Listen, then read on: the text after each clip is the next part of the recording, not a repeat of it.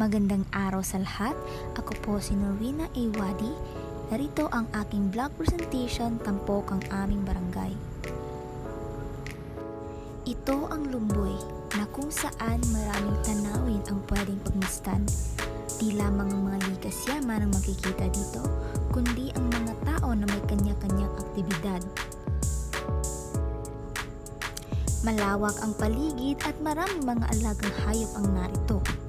Sa ibaba, makikita ang Capitol Hills at ang unahang view ng Bungaw Peak.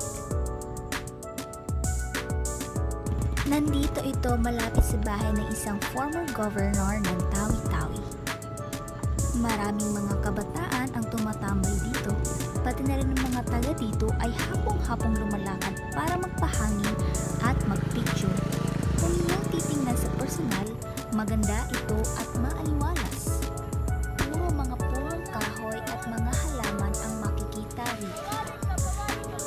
Mula naman dito sa kabilang banda, makikita pa rin natin ang Bungaw Peak, ang unahan ng Bungaw Peak, na kung saan maganda ito at maaliwalas tingnan kung hapon.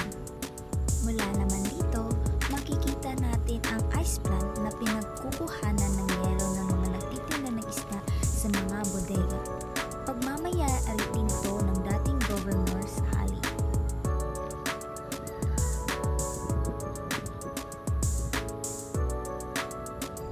Sa lawak ba naman ng paligid, maraming kabahayan dito at mga nagtitinda. Marami ring aktibidad ang pwedeng gawin dito, tulad ng pagja-jogging, picnic at pag-practice ng bisikleta at mga motor. At dito na natatapos ang aking vlog presentation tampok ang aming barangay. Maraming salamat!